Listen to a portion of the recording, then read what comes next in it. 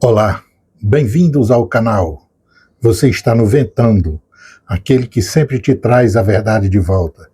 Eu sou Valdileme e nós vamos dar agora início ao nosso bate-papo mais atual sobre os fatos e eventos geopolíticos que estão acontecendo. Se você estiver vindo aqui pela primeira vez, eu gostaria de te convidar para fazer a tua inscrição, marcar a sinetinha para receber as atualizações que são publicadas no nosso canal, aproveitar, fazer uma visitinha sobre os vários programas de nossa revista eletrônica, onde nós abordamos diversos assuntos, né, sobre as questões de geopolítica internacional. E até, às vezes, de vez em quando, faço um programinha um pouco, vamos dizer assim, bem um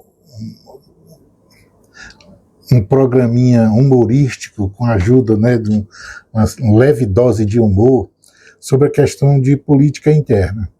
Eu tenho me reservado a não ater muito aos assuntos de política interna, porque são frágeis os momentos que a gente está vivendo. Pois bem, hoje são sábado, 20 de junho, e por conta do que está ocorrendo ali no Oriente Médio e as consequências do que ali ocorre para todo o restante do mundo, de certa forma eu estou me atendo muito a acompanhar diariamente as restrições ou as situações de melhorias que podem ocorrer ali na região do conflito, né? Aliás, tanto o Oriente Médio quanto a situação do conflito na Europa. Vocês veem pelos vários capítulos, vários estudos, né, nos nossos programas, a revista eletrônica aqui do Ventando, onde eu faço certas abordagens sobre essas coisas. E, de certa forma, tem sido, vamos dizer assim, o grande elemento de estudo, objeto de estudo das nossas análises aqui. Mas vejam só, ali na Europa, segundo as notificações, as informações dos meios de comunicação do Oriente e da própria Europa do Leste, há informações de serviços aliás, alguns informes, né, dos sistemas de informação russa, os serviços de informação, de que os Estados Unidos estavam, né, financiando alguns laboratórios para, vamos dizer assim, desenvolvimento de armas biológicas. Uma coisa absurda nas manchetes dos jornais, que é a informação da participação americana, o investimento americano nas fronteiras da Rússia, de, vamos dizer assim, desenvolvimento, laboratórios para desenvolver armas biológicas para matar, dizimar russos. Ou seja, pesquisas laboratoriais para produzir armas de destruição em massa biológicas dirigidas especificamente à etnia russa, né? Coisa com informações de DNA de fato. É lastimável isso, é inexplicável. E aí fica acusando os outros de ter essas armas. Acusando os outros de ter armas. Quer dizer, não chegaram ainda.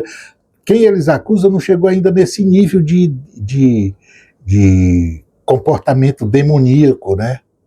Porque, em geral, as armas de destruição em massa, inclusive as de cunho biológico, que são, de certa forma, dirigida aos adversários dos estadunidenses, como foi o caso da situação do Iraque, o caso da Síria, acusar os sírios iraquianos de terem essa coisa, inclusive usar isso como fundamento para praticamente desorganizar a sociedade iraquiana, é uma coisa sem precedentes.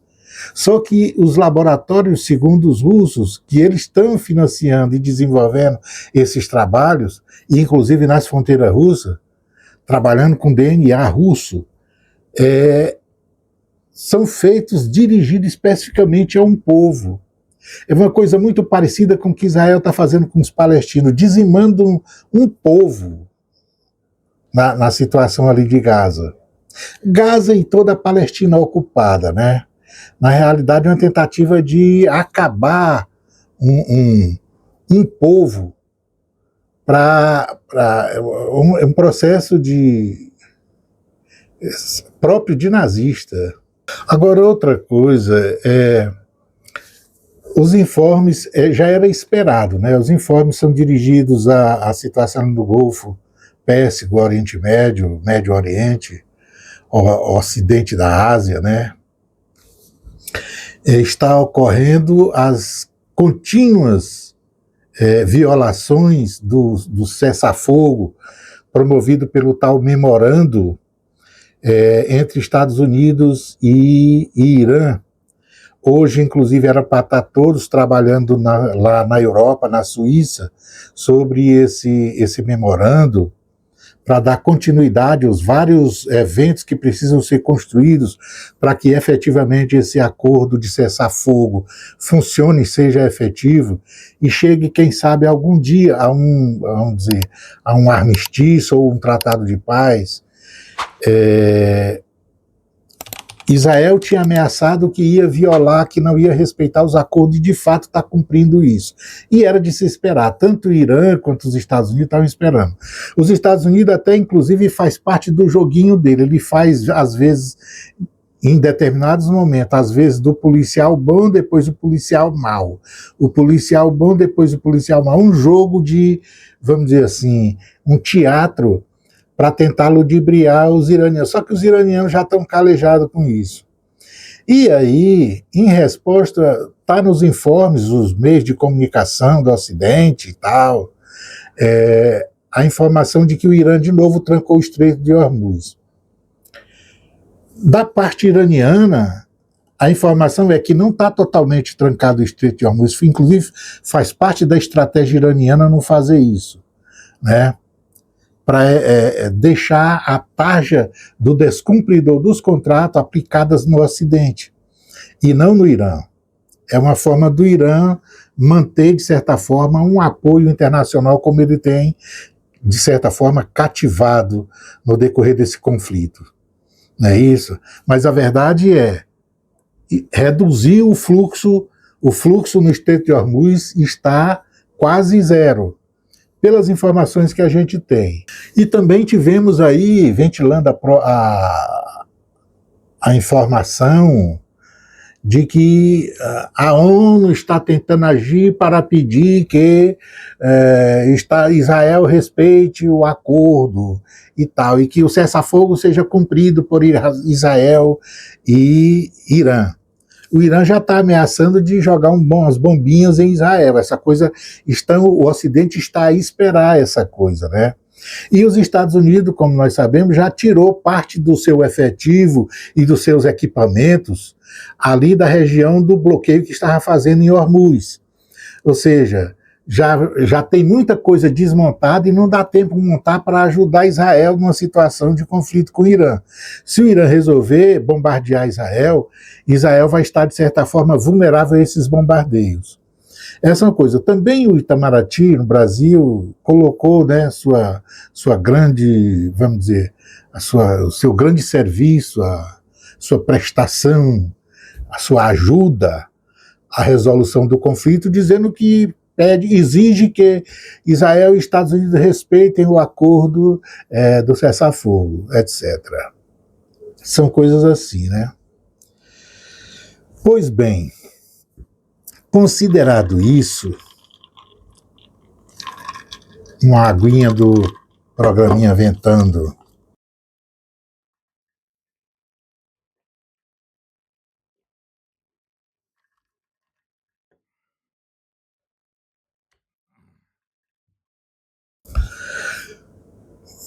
Considerado isso, a gente pode rapidamente tentar fazer uma análisezinha sobre o que está ocorrendo ali, né? Dando continuidade. Como vocês lembram, em nossos programas anteriores eu cheguei a dizer, olha, esse acordo é a rendição do Ocidente. Não tem outra saída. Embora o Ocidente tente alterar a nomenclatura, o batismo desse evento, efetivamente não tem como você mudar esse batismo, né? Por mais desculpa que vocês achem para tirar do Ocidente o peso da derrota, ela não se realiza porque a ameaça está ali. Eu disse, a espada de Damocles está na cabeça do Ocidente. E o Gorbachev, ele lutou muito, ele investiu muito na tentativa de botar o Irã nessa mesa de negociações, assinar esse memorando com o Irã, para pelo menos ter a justificativa que saiu porque houve o memorando e não porque se rendeu. É uma tentativa de construir um discurso para as eleições que ele vai enfrentar agora, eleições de meio de mandato. E Israel ficou muito emputecido, porque sabe que foi uma rendição, e naquelas condições ali, a situação do projeto sionista está perdido, ele não vai ter futuro, ele não tem assim uma sustentação, não existe uma previsibilidade de que essa coisa se sustente, o planejamento, o projeto que o sionista tinha de implantar ali na região da Palestina ocupada. Então, de certa forma, essa fragilidade fez inclusive os dois, tanto Gorbachev quanto Bibi Doidão, entrarem num processo, num confronto, inclusive pela mídia, né? Nunca tinha ocorrido na história de Israel e Estados Unidos um bate-boca do nível que foi esse que está ocorrendo agora. Porque, de certa forma, Bibi Doidão não pretende ter o cessar-fogo e quer a guerra, ele quer a guerra existencial com o Irã. E não quer que o cara que lhe dá suporte suma da guerra. Então ele está investindo muito nisso. Inclusive, segundo os analistas aí agora, já saiu vazando a história de que ele deve jogar, se essa coisa não funcionar, se esses ataques ao sul do Líbano não funcionar para romper essa tentativa de cessar-fogo entre Irã e Estados Unidos, o último cartucho dele será jogar todas as porcarias, todas as sujeiras que ele tem do caso Epstein nos jornais. E aí toda a elite política americana está no desespero. Segundo os informes, o pessoal nos Estados Unidos, inclusive os congressistas, e não tem lado, tanto faz ser democrata quanto republicano, e estão todos desesperados que essa merda deve jogar muito no ventilador, e vai pegar um monte de gente que não é só o Trump. Então não é o Trump só apenas que está nesse processo dos riscos desses escândalos e desses crimes do caso Epstein. Na realidade, existe toda a cúpula do poder ocidental. Esse é o receio. E todos eles lá dentro dos Estados Unidos, dentro do Congresso, sabem quem fez e quem não fez, né? Ali todos têm ciência do que participaram e do que não participaram. Portanto, eles estão de fato numa situação muito feia. Mas veja só, o que é que resta para o Gorbachev? Vamos lá, se o Gorbachev resiste e o escândalo Epstein vem à tona dizendo que ele participou, que ele fez isso, que ele fez aquilo, o que é que muda na realidade política interna dele, pessoalmente? Eu falo agora do aspecto político dele e não dos outros que ainda estão por se envolver. E que nos Estados Unidos ou em qualquer lugar do mundo, todos já sabem. Então essa guerra por Gorbachev, ele está indo, em parte, é muito menos pela situação do escândalo do Epstein, como eu falei desde o início, e muito mais pela própria, vamos dizer assim, uma busca de uma construção de uma biografia, de uma história política e a busca da vencibilidade, né, de se tornar o vencedor das eleições de meio de mandato e não terminar a vida política, acabar sua vida política no meio de um escândalo. Então isso seria a salvação para ele. Ou seja, se conseguisse nessa guerra vencer o Irã, ele teria, ao mesmo tempo, não só o salvo-conduto para o escândalo do Epstein, lá nos Estados Unidos mesmo, porque lá todos eles salvariam ele, né? Essa derrubada do Irã surgiria como tinha duas finalidades para ele.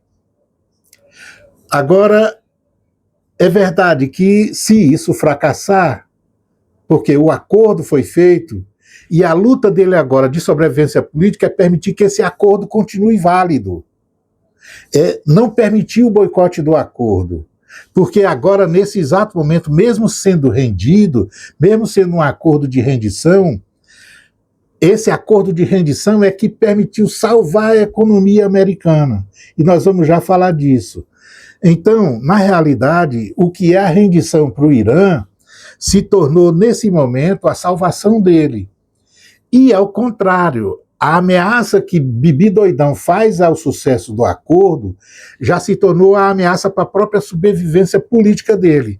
Então, no caso específico dele, o escândalo Epstein, mesmo que tenha alguma coisa nova para dizer, não tem nada para dizer para escandalizar, porque tudo para ser dito, pelo fato de dizer que as aberrações que ocorriam no caso desse escândalo, e que ele estava envolvido, essas aberrações já colocaram ele dentro do rol, isso já está computado no prejuízo dele. Percebe o que eu estou querendo dizer? Então, mas aí quem pode estar? Agora tá os outros, Obama, que seja, Bill Clinton, o Papa, as outras personalidades que porventura passaram ao largo disso, e que agora o judeu diz que vai jogar no pano, vamos dizer assim, nos jornais, no sistema de comunicação e de propaganda deles, que é toda a imprensa ocidental. Né? Então, mas aí vamos agora para o acordo. Observe, qual é o risco que está? Olha, tem um risco tenebroso aí, porque essa guerra, ela ocorreu porque, no fundo, Bibi Gorbachev pretendia frear a China em relação às outras coisas que ele não conseguiu. Ele tentou dividir a Rússia da China, não conseguiu, ao tentar iniciar um processo de, vamos dizer assim, de negociação de paz para a Ucrânia, ou seja, colocar um freio nas pretensões do Zé Ruela. Para apresentar ao urso uma forma de reduzir os danos para os americanos e criar o desconforto para o sul global, no caso, permitindo com que Rússia e China se mantivessem em lados diferentes da parede, ou seja, elas não se aliassem. Esse primeiro cartucho foi perdido. Esse primeiro cartucho não tem como voltar. Por quê? Porque existe um tratado, existe um acordo, existe um compromisso que agora é de sangue entre o dragão e o urso. E agora está, inclusive, a Coreia junto. E agora, por último, entrou o Irã. Então, essas quatro personalidades do mundo que está ascendendo como figuras multipolar, elas não se dividirão, pelo menos nessa quadra da humanidade, vamos dizer assim, nessa primeira metade do século XXI, com certeza esses quatro personagens que são agora detentores de poderes no sistema multipolar, eles não se dividirão, muito pelo contrário, porque os seus interesses agora, os imediatos e os futuros, estão amarrados um à sorte do outro. Todos estão amarrados um ao outro. Então, é verdade que não se desmembrarão. A outra tentativa foi vamos dizer assim, a tarifa. As tentativas de tarifa, tentar trazer de volta o sistema produtivo para dentro do território americano, construir dentro do território americano, de novo, vamos dizer assim, a economia pujante, que era a economia dos anos 70, para permitir que ele enfrentasse um mundo, vamos dizer assim, com mais possibilidade de ter um pouco de sobrevivência imperial. Essa coisa também furou. A outra oportunidade seria, bom, então a China tem 1 bilhão e 400 milhões de bocas. Então precisa de uma energia tenebrosa para a condução do seu desenvolvimento. Vinha mantendo uma média de crescimento na economia dela de 7% nos últimos anos. 6, 7%. Então, essa economia, que já é grande por natureza, ela necessita de um volume grande de energia. E aí, como não tinha conhecimento do que níveis era a chamada reserva energética que o Dragão mantinha, né, isso durante muito tempo a China manteve segredo disso. É diferente do Ocidente. A China sabe qual é o potencial de reserva da energia no Ocidente, mas o Ocidente não sabia da China. E segundo os estudos, os levantamentos, agora os mais recentes, ela tem mais de 1 bilhão de barris de petróleo em reserva. Ou seja, é 1,5 vezes quase no teto, quando o Ocidente está no ponto, quando os 440, que seja 400 milhões de barris de petróleo que os Estados Unidos mantém, ou seja, a China tinha praticamente 2,5 vezes. Então, e agora? Agora está diferente, agora está pior, porque com essa guerra, com o fechamento do estreito, que ele pensava no primeiro momento que o Irã, ao fechar, ou que ele fechasse, como ele tentou fechar, prejudicaria o fornecimento de energia para a China, portanto, ao mesmo tempo que estaria vencendo o Irã, destruindo o sistema produtivo do Irã, a economia do Irã, não permitindo o Irã vender o seu produto, estaria também proibindo a China de receber produto, portanto, se aguentasse um pouquinho, a impressão que ele tinha é que ele poderia, ao mesmo tempo, derrotar o Irã e fechar o gargalo para a China, ou seja, indiretamente atingir o objetivo que ele queria mais diretamente, que era calar o crescimento chinês. Isso tudo foi pela culatra. E aí, nos bastidores, no segredo, os assessores, os técnicos, os talentos que ele tem, produziram o estudo e disseram a ele: nós não temos reserva, a reserva vai embora. Quando essa reserva desaparecer, nós estamos num problema muito sério. E se não resolver agora, o que tem de reserva agora dá só para suportar, enquanto está colocando em dia, no processo máximo de tráfego, o Estreito de Hormuz. Porque depois de ter destruído, vamos dizer assim, algum sistema de produção no Golfo Pérsico, tanto do Irã quanto dos países árabes, ali vai precisar de um tempo para restabelecer o processo produtivo anterior ao fechamento do estreito. E isso vai levar um pouco de tempo. E aí disse: nossas reservas só dá para 16 dias, é o estágio que está agora. E aí ele correu para botar o Irã na mesa de negociações. E aí aceitou tudo que foi colocado na mesa de negociações. Ele aceitou a derrota, embora fizesse esse discurso de que não foi derrotado, ele aceitou a derrota. Que agora Israel está ameaçando. E por que Israel está ameaçando? Israel está ameaçando porque Israel não está nem aí para a economia americana e nem para a economia do mundo. Israel está jogando o mundo num abismo, mas está jogando principalmente o cara que sustenta, a galinha dos ovos de ouro, que sustenta Israel.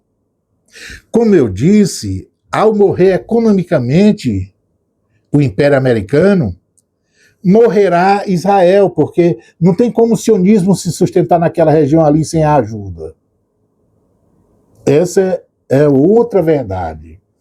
Então, nesse exato momento, o desespero está nesse. E eu disse, esse acordo, o Estreito de Hormuz, era a bomba atômica que deixaram na mão do Irã, porque todas as vezes que ele sentir que deve, ele vai lá e diz: está fechado.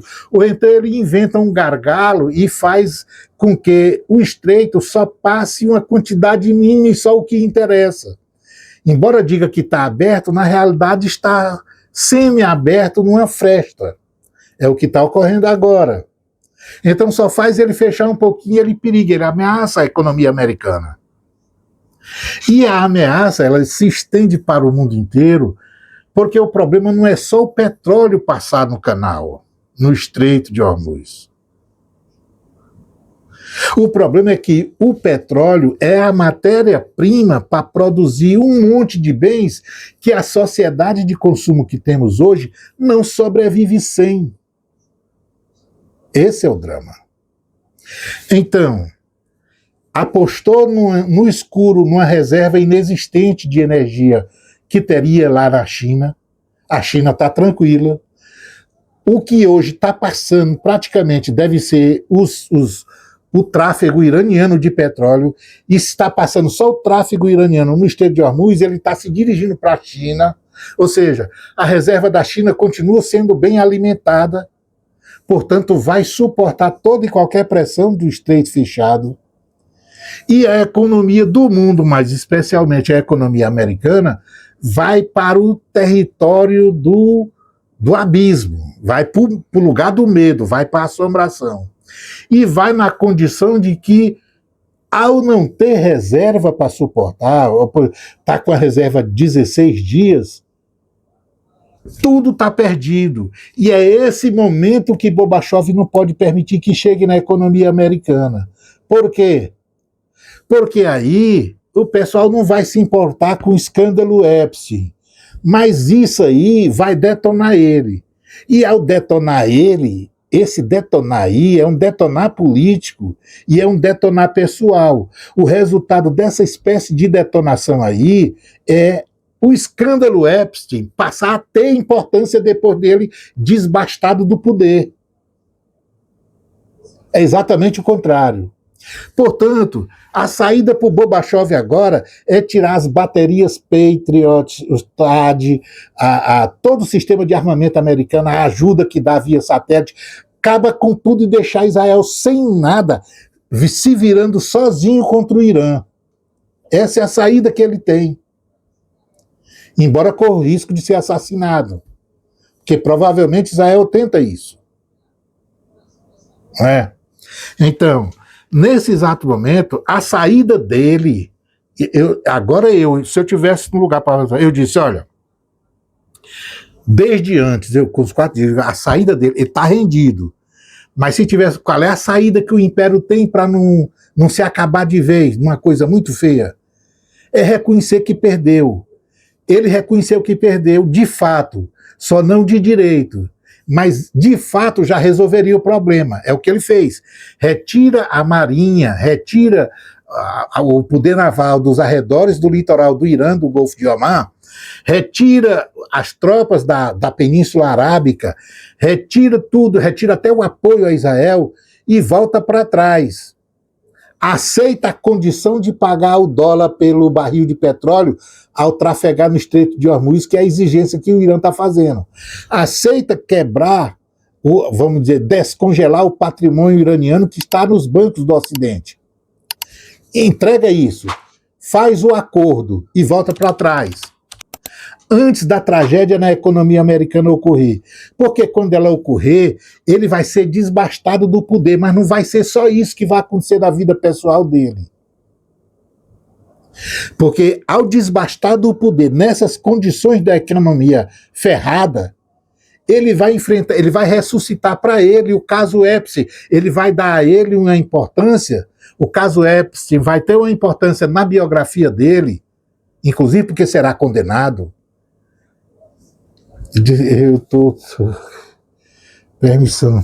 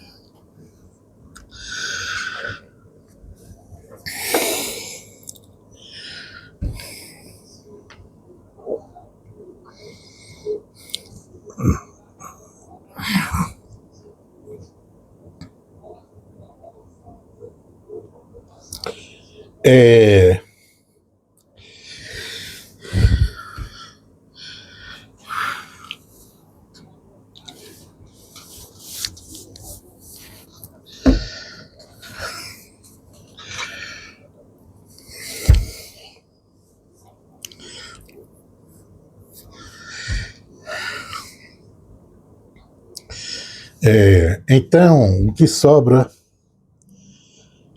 ele enfrenta uma situação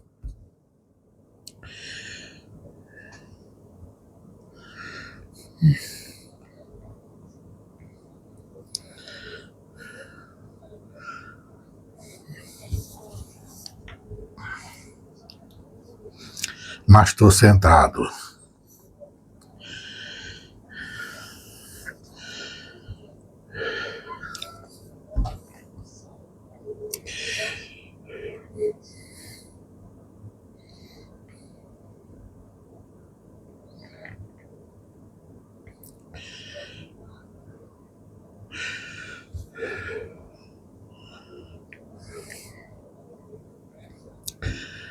O horário tá, acho que tá bom de falar.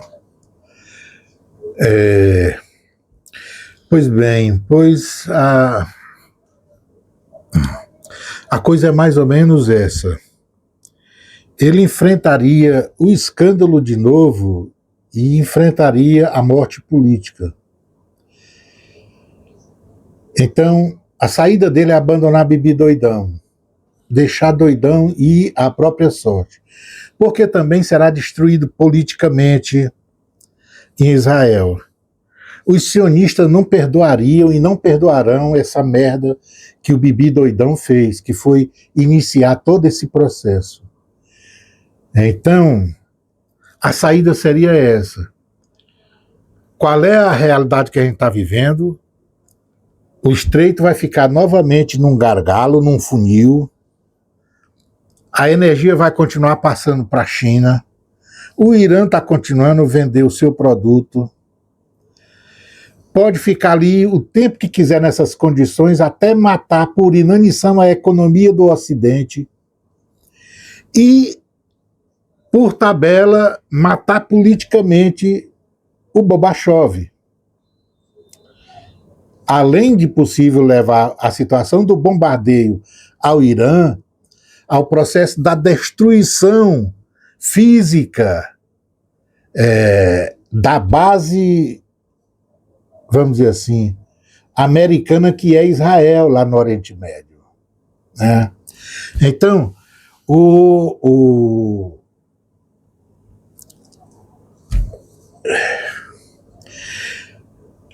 Então, o resultado dessa operação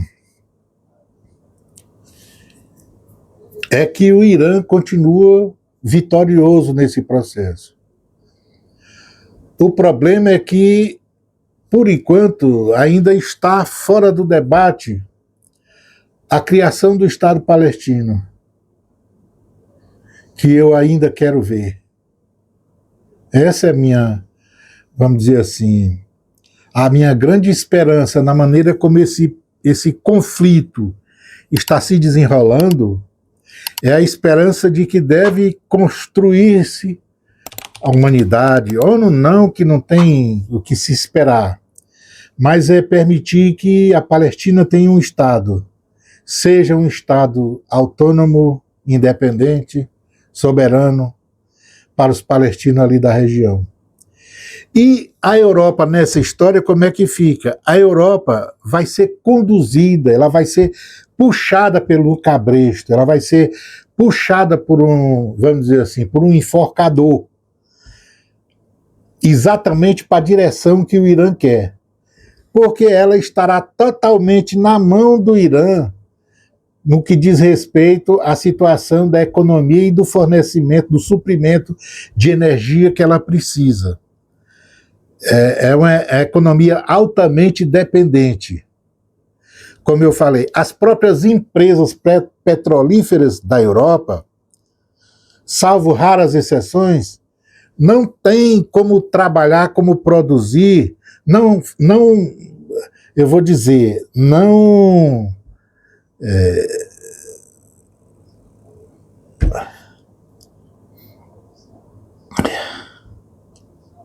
ela não refina vento, isso é que é a verdade, né?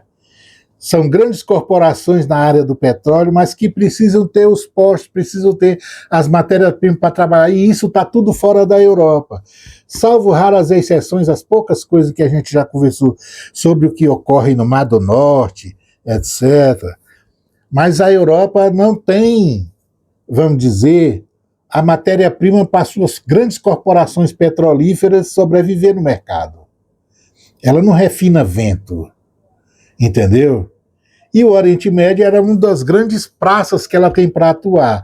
Condicionado que está a situação do Oriente Médio a esses dois gargalos, que é Bab el-Mandeb no Mar Vermelho e o Estreito de Hormuz no Golfo Pérsico, essa situação deixa sob condição o desenvolvimento, a existência ou a sobrevivência dessas grandes empresas multinacionais que têm capital europeu. Entendeu? Até isso, até nessa coisa mais básica, mais elementar para a Europa, eles dependem disso. Não é isso? Eu vou esperar que aconteça mais alguma coisa, se me for permitido fazer a espera. E eu volto a falar de novo. Espero, desculpem a minha. Também correu muito tempo. Quem está vindo pode fazer sua inscrição. Quem se inscreveu, marque aí a seu curtir, transfira seus comentários, faça suas análises, participem e fiquem de novo com o Double Pueblo. Ele vai voltar aí. Beleza? Um abração.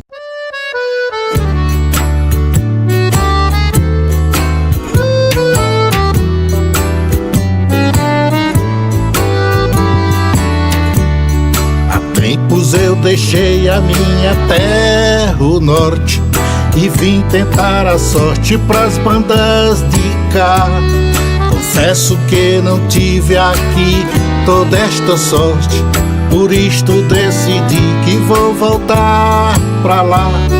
Pintou saudades grandes dos babaçuais, das noites e quintais do ar sem cheiro forte. O progresso aqui estrobou sentimentos e multiplicou as bifaces da morte.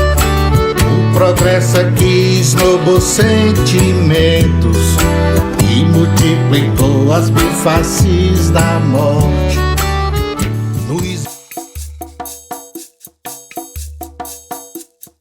Lara, lara,